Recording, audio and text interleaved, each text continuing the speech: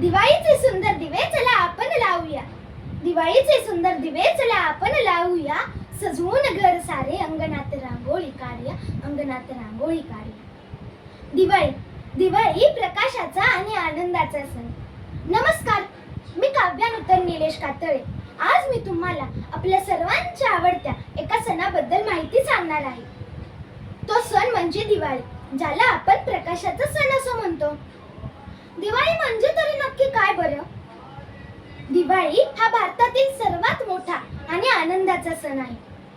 हा सण अंधारावर प्रकाशाचा, वाईटावर चांगल्याचा आणि दुःखावर आनंदाचा विजय दर्शवतो. आपण दिवे लावतो, रांगोळ्या काढतो, फटाके फोडतो, आकाशकंदील लावतो. आम्ही गुले किल्ले बनवतो. गोडधोड पदार्थ करून आपण हा सण साजरा करतो. पण या सणामागे केवळ आनंद नाही, तर त्यामागे खोल अर्थ आणि पौराणिक कथा आहेत. त्या कथा आज मी तुम्हाला सांगणार आहे. भगवान श्रीरामांना 14 वर्षांचा वनवास झाला. त्या वनवासात त्यांनी रावणाचा पराभव केला आणि अयोध्येला परत आले. तेव्हा अयोध्येच्या लोकांनी आनंदोत्सव साजरा केला. त्यांनी संपूर्ण नगरी ही दिव्यांनी उजळवून टाकली होती. तेव्हापासून दरवर्षी आपण तो दिवस दिवाळी म्हणून साजरा करतो. तर काही कथांनुसार समुद्र मंथनाच्या वेळेस लक्ष्मी देवीचा जन्म हा दिवाळीच्या दिवशी झाला. त्यामुळे या सणात आपण तिचे पूजन करतो.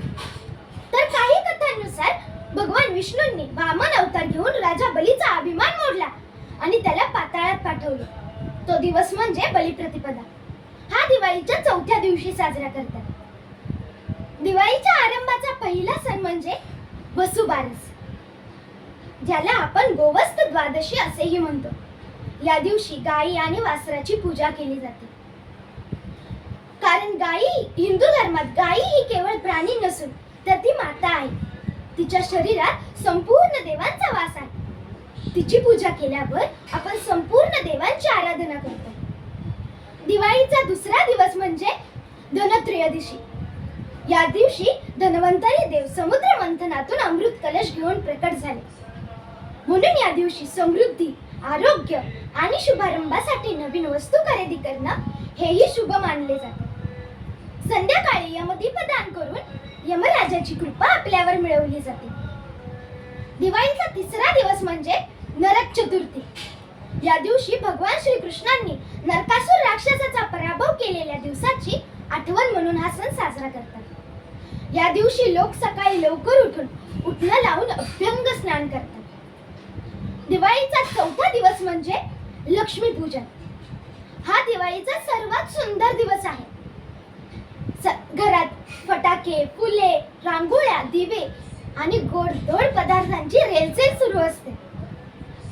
संध्याकाळी लक्ष्मी देवीची पूजा करून घरात शांती, समृद्धी, सुख यावी तशी प्रार्थना करतात. या दिवशी नवीन व्यवसाय, दुकाने आणि नवीन खाते उघडणे हेही शुभ मानले जाते. दिवाळीचा 5वा दिवस म्हणजे बलिप्रतिपदा, ज्याला आपण दिवाळी पाडवा असेही म्हणतो. या दिवशी राजा बलीची आणि भगवान विष्णूंची गोष्ट आठवली जाते. हा दिवस पती पत्नींचा प्रेमाचा दिवस म्हणूनही साजरा करतात. दिवाळीचा 6वा दिवस म्हणजे भाऊबीज. हा भावा बहिणींचा प्रेमाचा दिवस आहे. या दिवशी बहीण भावाला ओवाळते, त्याच्या कपाळावर टिक्का लावते आणि त्याच्या दीर्घायुष्यासाठी प्रार्थना करते. भावानेही बहिणीला भेट देऊन तिचं रक्षण करण्याचं वचन द्यायचं असतं. दिवाळीच्या या निमित्ताने आपण घराची साफसफाई करतो, गोडधोड बनवतो, एकमेकांना शुभेच्छा देतो, नवीन वस्तू खरेदी करतो. दिवाळीच्या या सणामुळे एकतेचा, प्रेमाचा आणि आनंदाचा संदेश जगभर पसरतो. दिवा लावणे म्हणजे फक्त घरातला अंधार दूर करणे असं नाही, तर मनातला अंधारही दूर करायचा असतो. दिवाळी म्हणजे फक्त गोडधोड, दिवे, फटाके नव्हे, तर दिवाळी म्हणजे प्रेम, एकता, आनंद आणि प्रकाशाचा विजय आहे. धन्यवाद.